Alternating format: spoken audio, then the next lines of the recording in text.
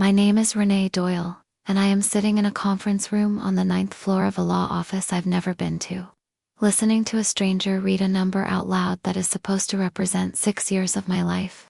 10%. My brother is getting 45. My sister is getting 45. I am getting 10. And my late grandmother's personal effects, which the will describes, verbatim, as whatever Renee would like to keep, given her circumstances. My circumstances. I moved out of my apartment for those circumstances. I gave up a full-time position for those circumstances. I bathed her, medicated her, sat with her through 3 hospital stays and 1 very long winter, for those circumstances. And apparently, in the eyes of the woman who wrote that sentence, my circumstances were the kind you pity, not the kind you compensate.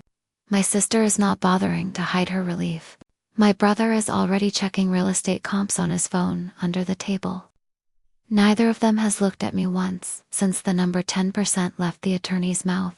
What none of us knew yet, what I wouldn't find out for another 11 minutes, is that my grandmother had been 1 step ahead of this room for over a year.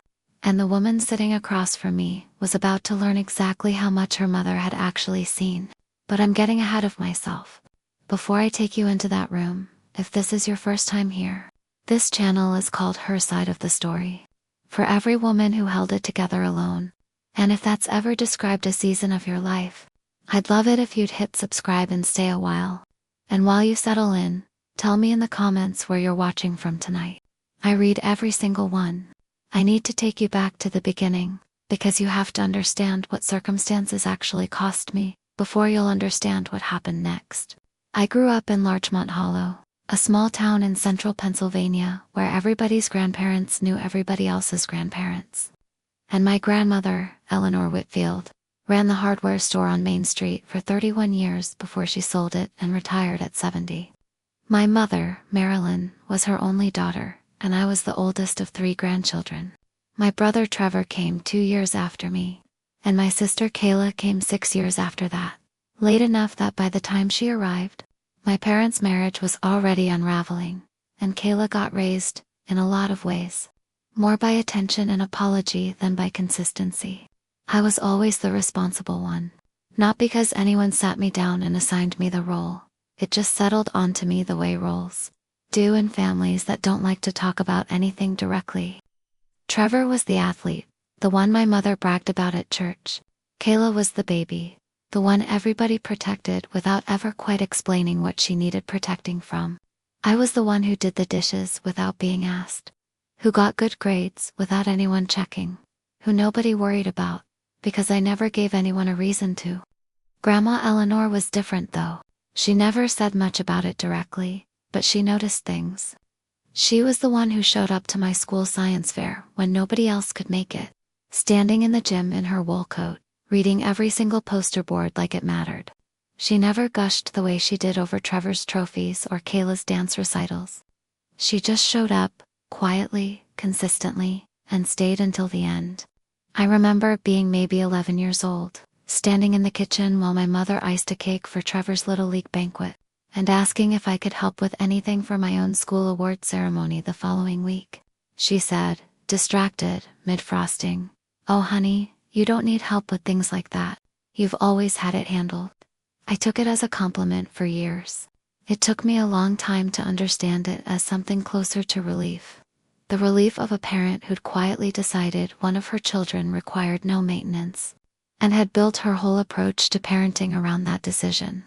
Trevor got driven to travel league games 2 states away. Kayla got driven to dance competitions with sequined costumes. My mother sewed herself late into the night. I got a bus pass and a key to let myself in after school. And I want to be clear that I didn't resent either of my siblings for that. Not really, not as a kid. I resented the quiet, unspoken agreement that seemed to exist in our house, that love in limited supply should go toward the children, who needed convincing they were loved, and away from the one who never seemed to ask. Grandma Eleanor was the exception to almost everything about that house. She didn't dote. Exactly, she wasn't a woman who gushed, but she paid a specific, steady kind of attention that felt different from the performative warmth everyone else in the family reserved for Trevor's trophies and Kayla's recital videos. She asked me real questions and waited for real answers. She remembered the names of my friends. When I got into my occupational therapy program, she was the one who drove 3 hours to take me to dinner the week before I moved, just the two of us, and told me, over pie, that she'd always thought I had the kind of patience most people spend their whole lives pretending to have. I didn't understand yet how much that sentence would end up meaning. I moved 2 states away for college, and then for work, I became an occupational therapist, mostly working with stroke and injury recovery patients, which I think, looking back, wasn't really an accident. I had a good job in Columbus, a nice apartment, and a relationship with a paramedic named Adam Reyes that was steady in the exact way I'd always wanted things to be. Then, when I was 31, my grandmother had a stroke. It wasn't catastrophic, not at first. She kept most of her speech, most of her mobility on one side, but it was enough that she couldn't safely live alone anymore, and enough that somebody needed to make decisions fast. My mother called a family meeting over speakerphone. Trevor said his job didn't allow for that kind of flexibility. Kayla, 23 at the time, and between things, said she wasn't really built for that kind of stress. My mother said she'd help however she could, but she had her own health issues and couldn't take on full-time care. I said I'd figure something out. I meant it as a temporary bridge, a few months, until we found a better long-term plan. I gave notice at my job. Adam, without me even asking, said he'd put in for a transfer closer to Larchmont Hollow, because, in his words, you don't do this kind of thing alone if I can help it. I moved into my grandmother's house that spring. I ended up staying 6 years. Those 6 years don't compress well into a story, which is maybe why nobody in my family ever really tried. There were good stretches, mornings on the porch with coffee while Grandma told me stories about the hardware store, about my grandfather, about a version of my mother I'd never met, young and unguarded. And there were brutal stretches, 3 separate hospitalizations, medication schedules I set alarms for at 2 and 5 and 8. A fall in the bathroom at 4 a.m. that I still think about more than I'd like to admit. I worked PRN shifts at a rehab clinic 20 minutes away, whatever hours I could patch together around her care, which meant my income dropped by more than half and stayed there. Trevor visited maybe 6 times a year, always for an hour or 2, always managing to time it so he'd leave before dinner. He's a realtor, and by year 3, he'd started bringing up, gently at first, and then not so gently, whether it might be time to think about the house, meaning whether it might be time to sell it and move Grandma into a facility. A conversation that always seemed to circle back, eventually, to comps in the neighborhood and how strong the market was that season. Grandma always said no. I always backed her up. Trevor always looked at me like I was the obstacle standing between him and doing what was practical. Kayla visited more often but differently. She'd come for photos, mostly. She'd do Grandma's hair, put her in something festive, take pictures for a holiday post, stay 90 minutes, and leave before the evening routine started. I don't say that to be cruel. I think Kayla genuinely loved her. But love that shows up for the photo and leaves before the hard part is a specific kind of love. And I learned the difference between that and the kind that stays for the 2 a.m. alarm. One Thanksgiving. I remember this one specifically because it's the one I've replayed the most. Trevor and Kayla arrived together, stayed just over 2 hours, took a beautiful set of photos of the 3 of them and Grandma at the table, and left right as I was starting the dishes. Grandma needed her evening medication, then help getting to the bathroom, then help getting settled into bed, all while I was still wiping down a kitchen that had fed 6 people. My mother called the next day to say how lovely the pictures looked. She didn't ask how the rest of the night went. I don't think it occurred to her to ask. There was a stretch in year 3 that I don't talk about much, even now. Grandma had a bad reaction to a new blood pressure medication, and I found her at 5 a.m., barely responsive. And I remember the specific quality of fear you feel driving someone you love to an emergency room in the dark, running every red light on Route 22, because there was nobody else on the road to hit, and nobody else to call who could get there faster than I already was. She was admitted for 4 days. I slept in a vinyl recliner next to her bed for 3 of those nights. because the one night I went home to shower and sleep in an actual bed. She'd had a confused, frightened episode at 3 a.m. and asked a nurse where I was. I never left again after that, not for an overnight, not once in the 6 years that followed. I called Trevor from the hospital parking lot that first morning. He said he had a closing he couldn't move, but he'd try to stop by that weekend. He came on Sunday for 40 minutes. I want to be honest with you. I didn't do any of it because I was a saint. I did it because I loved her, and because somebody had to. And because I genuinely believed, foolishly maybe, that the people who watched me do it would eventually understand what it had cost. What I didn't understand yet was that as long as I never said anything, they'd never have to. There was one specific afternoon in year 4 that I think about more than almost any other.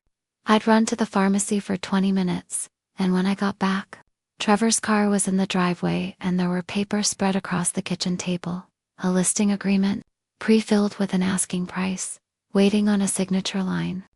Grandma was sitting there looking smaller than I'd ever seen her. Trevor standing over her shoulder saying something about getting ahead of the market before rates move. I set the pharmacy bag down harder than I meant to. "What is this?" I said, and it wasn't really a question. Trevor said he was just starting the conversation, that somebody had to think practically, that I was too close to the situation to see it clearly. I told him Grandma had already said no, more than once, and that showing up while I was out of the house with paperwork ready to sign wasn't starting a conversation. It was ending one before she got a say in it. Grandma didn't sign anything that day. She didn't say much after Trevor left either, just asked me to sit with her a while, and held my hand tighter than usual. I never told my mother about it. I don't think Grandma ever told anyone either, except, it turned out later, one person. Adam and I got married in year 5, in Grandma's backyard, small and simple, because that was the only kind of wedding that fit inside a life built around a caregiving schedule. Grandma sat in a wheelchair near the front, in a blue dress Kayla had actually helped pick out, and cried through the whole thing in a way that had nothing performative in it at all. Trevor gave a toast about family sticking together, which I remember finding almost funny, in a tired kind of way, given that he'd left before dinner the last 4 times he'd visited. Adam never once made me feel like the life I was living was smaller than the one I'd planned. He used to say that watching how I cared for my grandmother was one of the reasons. He knew he wanted to marry me in the first place, not because it was noble. He told me once, but because it was quiet and consistent and asked for nothing back. And he'd never met anyone who did anything that way before. By year 6, Grandma's decline had accelerated. Hospice came into the home that spring. Adam and I were both there the night she passed, quiet, at home, in her own bed, exactly the way she'd told me for years she wanted it to happen. Trevor and Kayla arrived 4 hours later. My mother arrived the next morning. At the funeral, Kayla gave a eulogy full of warm, specific memories. Sunday pancakes, a road trip to the shore, little details that painted a picture of closeness. She talked about how Grandma taught her to French braid hair, about staying up late playing cards during summer visits, about how safe the house always felt. Most of what she described had happened during visits that lasted under 2 hours. Spread across 6 years, and I sat in the second pew doing math I didn't want to be doing at a funeral. Adding up all those short visits against the 2,200 days I'd actually spent in that house, and coming up with a version of closeness that didn't look anything like the one Kayla was describing to a room full of people who had no way of knowing the difference. I said nothing, because that's what I'd trained myself to do for 6 years. Say nothing. Keep going. Let it be what it is. My mother squeezed my hand at one point during the eulogy, and I remember thinking distantly that I couldn't tell if it was meant for me or for herself. 3 weeks later, we were all sitting in that conference room on the 9th floor. The attorney, a family friend of my mother's, named Gordon Pruitt, read through the will in the same even tone you'd use to read a grocery list. The house and remaining investment accounts, to be liquidated and split 45% to Trevor, 45% to Kayla, and 10% to me in recognition, the will said, of Renee's more flexible circumstances during this period, which the rest of the family was not similarly positioned to provide. My personal belongings, whatever I wanted to keep. That was it. Kayla let out a small breath I recognized as relief. Trevor was already scrolling something on his phone, comps I found out later, for the house he was already mentally selling. He asked Gordon, almost before Gordon had finished the sentence, how quickly a house like that typically moved in the current market, and whether it made more sense to list before winter or wait for spring. Neither of them looked at me. My mother stared at her hands in her lap. I sat there and did the math in my head, the way I do when I need somewhere safe to put my thoughts. 6 years. Roughly 2,200 days. A career paused, a salary cut by more than half, 3 hospitalizations, 1 fall at 4 a.m., a listing agreement I'd walked in on before it could be signed. And the word the will used for all of that was flexible. I didn't cry. I didn't argue. I've spent my whole life being the one who doesn't make a scene. And some habits don't break just because the moment finally calls for them to. I said, understood, and started to reach for my bag. That's when the door opened. If you've ever sat in a room and been quietly written out of your own story, stay with me, because what happened in the next 10 minutes is the part I still think about the most. And if you haven't yet, this is a good moment to hit subscribe on her side of the story. For every woman who held it together alone, this is exactly the kind of story we tell. A man I didn't recognize stepped into the room mid-60s. Reading glasses pushed up into gray hair, a slim leather folder under one arm. Gordon looked up, visibly surprised. "Harold," he said. "I wasn't expecting you." "I know," the man said. "Eleanor asked me not to come until this part of the meeting was finished." He looked around the table, found me, and said, "You must be Renee. I'm Harold Voss. Your grandmother was my client for the last year and a half of her life." My mother frowned. "I've never heard that name." "That was the point," Harold said, not unkindly. He set the folder on the table and opened it. "Eleanor came to me 18 months ago, on her own, without telling Gordon or anyone in the family. She wanted a second attorney, someone with no relationship to anyone in this room, to draft a separate trust, outside the will Gordon just read." Trevor sat up straighter. You can't just have a second will. That's not how this works." "It's not a second will," Harold said evenly. "It's a trust, funded and executed while your grandmother was very much alive and, I'll say for the record, was independently evaluated for capacity by her physician on the day of signing, with the session recorded on video at my recommendation, specifically because Eleanor told me she anticipated exactly this reaction." He looked at Trevor for a beat too long. "She was a careful woman." He pulled out a document. "The trust holds the house itself, not the proceeds of a sale. The house, along with an account totaling $110,000, funded from a savings account none of you knew existed, built slowly over about 15 years. Both assets transferred directly and solely to Renee Doyle, outside of probate, effective immediately." The room went silent in the particular way a room goes silent when the math everyone had already done in their heads stops working. "There's also this," Harold said, and slid a sealed envelope across the table to me.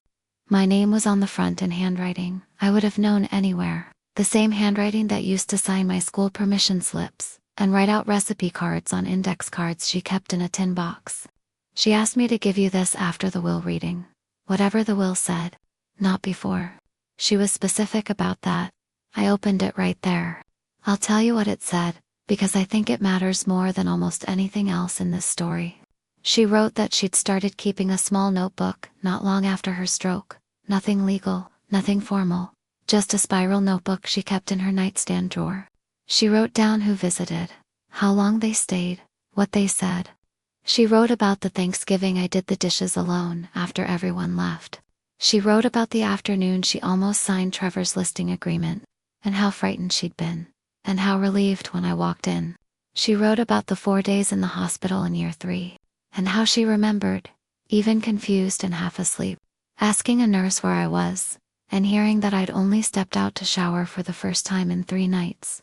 She wrote about my wedding in her backyard, and how it was the happiest she'd been in years, and how it made her angry, in a way she hadn't expected, that the person who'd built her entire adult life around caring for other people had to get married in a borrowed folding chair ceremony instead of the kind of wedding her other grandchildren might have, expected as a given. And she wrote, and I'm going to paraphrase this because it's mine and I'm not ready to say it word for word out loud to anyone, that she'd spent most of her life being the kind of mother and grandmother who kept the peace by staying quiet about what she saw, and that watching me do the same thing, year after year, for people who never once asked what it cost me, was the thing that finally made her stop being quiet. She wrote that the will Gordon Reed was the one she'd written years before her stroke, back when she assumed all three of us would show up equally, and that she'd never gotten around to updating it, because updating it publicly would have meant a fight she was too tired to have while she was still alive to referee it. So she found another way. She wanted us all to hear that we'll read exactly as written, she said, not to hurt me, but because she needed Trevor and Kayla to say out loud, in front of everyone, what they actually believed I deserved before I found out what she believed I deserved. She ended the letter with a line I keep coming back to, about how she'd watched me spend 6 years being useful without ever once being asked what I actually needed, and that if there was one thing she wanted me to understand now that she was gone, it was that being needed and being valued had never been the same thing, and that I deserved to stop confusing them. I folded the letter and held it against my chest the way you hold something you're afraid might disappear if you loosen your grip. Kayla's face had gone pale. This isn't fair, she said, but there wasn't much heat behind it, more like she was testing whether the sentence still worked. Trevor had more heat. She wasn't in her right mind. We're going to contest this. Harold didn't even blink. You're welcome to try. I'd point you toward the video recording of the capacity evaluation, the notarized signing, and the fact that your grandmother specifically told me, on record, that she expected this exact response from you and wanted it on file in advance. He closed his folder. She really was a careful woman. My mother finally spoke, quietly, to no one in particular. She never said a word to me. She told me that too, Harold said, glancing at his notes. She said she loved you, but she didn't trust you to hold this without trying to smooth it over before Renee ever saw it plainly. He looked at my mother with something almost like sympathy. Her words, not mine. I sat in that conference room holding a letter from a woman who had been gone 3 weeks, and I understood, maybe for the first time in my life, that being quiet and being unseen are not the same thing. I had spent 6 years assuming that because no one commented on what I was doing, no one was actually watching. My grandmother had been watching the entire time. She'd just been waiting for the right moment to say so. And she'd chosen the one moment that would make it impossible for anyone in that room to pretend otherwise. Trevor left first, jaw tight, already on the phone with someone before he'd cleared the doorway. Kayla lingered a moment longer, started to say something, stopped, and then said, quieter than I'd ever heard her, I didn't know about the notebook. I told her I believed that. I did. Knowing and choosing not to look are different failures, but they're still both failures. And I wasn't in a place that day to sort out which one belonged to which sibling. My mother stayed behind after the others left. She sat back down across from me and was quiet for a long moment. I should have said something, over the years, she finally said, about how much you were carrying. I told myself you'd say something if it was too much. I looked at her and thought about every dish I'd washed alone, every 2 a.m. alarm, every time I'd decided not to say anything because saying something had never once, in my whole life, changed anything. I know, I said. I got good at not asking for help. That's not entirely your fault. But it's not entirely not your fault either. She nodded slowly, like she was actually hearing it, maybe for the first time. Adam was waiting for me in the parking lot. He didn't ask how it went. He could see it on my face before I said a word. He just opened the passenger door and let me sit for a minute, before either of us said anything at all. That's the kind of partner he'd been the entire 6 years. Not someone who needed the story explained to him. Just someone who showed up and stayed. The same way my grandmother had shown up at a school science fair when nobody else could make the time. If someone in your life has ever quietly seen everything you thought no one noticed, I want to hear about it in the comments. I think more of us have a version of that notebook somewhere, even if we never find out about it the way I did. And this is exactly why this channel exists. Her side of the story, for every woman who held it together alone. So if this one meant something to you, hit subscribe, because there's more where this came from. I kept the house. I've thought a lot about what to do with it, and for now the answer is simple. I live in it. Adam moved in that spring. I turned Grandma's old sewing room into a home office. And some mornings I still make coffee and sit on the same porch where she used to tell me stories about my grandfather, and a version of my mother I never got to meet. I used part of the account she left me to cut my clinical hours back to something sustainable and started, slowly, rebuilding the career I'd paused for 6 years. I haven't decided what to do with the rest yet. I'm in no hurry. Trevor did contest the trust. His attorney reviewed the capacity evaluation, the video, and the notarized signing, and advised him, apparently, that he had almost no chance of prevailing and a very real chance of paying both sides legal fees for the attempt. He dropped it 2 months later. There was one more phone call from him before he did, though, angrier than anything he'd said in the conference room, accusing me of manipulating a sick old woman for money. I let him finish. Then I told him that if he genuinely believed that, he was welcome to sit through the video of the capacity evaluation himself, before he said it to anyone else. Because our grandmother had looked directly into that camera and explained, in complete sentences, exactly why she was doing what she was doing, and exactly who she expected to react exactly the way he was reacting. He didn't have anything to say to that. We speak maybe twice a year now, briefly. At holidays, neither of us seems eager to attend. Kayla called about 6 weeks after the reading. She didn't apologize exactly. I don't think she has the language for that yet, but she asked if she could come by. And she stayed for 4 hours, and she helped me go through some of Grandma's things, without once checking her phone. Somewhere in the middle of it, sorting through a box of old photographs, she found one of the two of us as kids, maybe 6 and 12, sitting on Grandma's porch steps. And she went quiet looking at it for a long moment before she said, "I don't actually remember a lot of this house. I think I mostly remember visiting it." I didn't say anything back. I didn't need to. I think she'd finally said the true thing out loud, and some sentences don't need a response, just room to sit in. My mother and I talk more than we used to, carefully. The way two people talk when they're both aware of how much was left unsaid for a very long time. She asked me, a few months after the reading, if I'd be willing to come to a few sessions with her therapist, just to talk through some of it together. I said I'd think about it.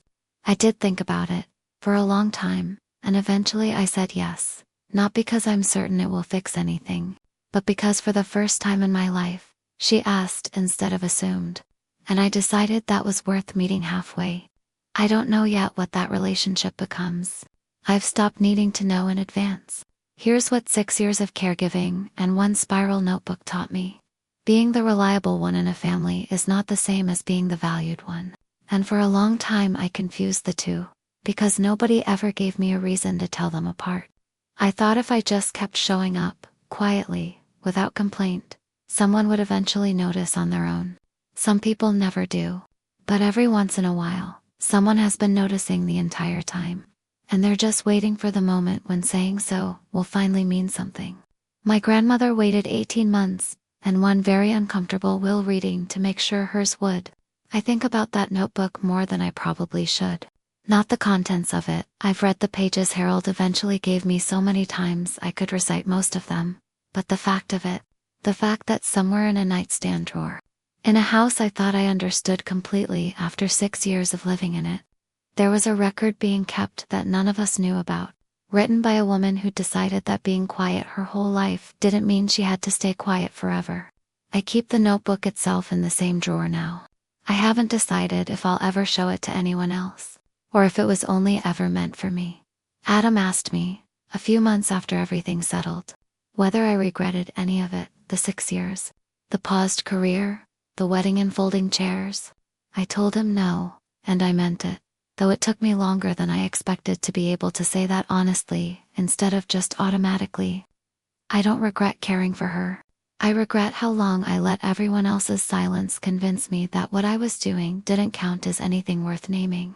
Those are two very different things, and it took a stranger named Harold Voss, walking into a conference room with a leather folder for me to finally understand the difference.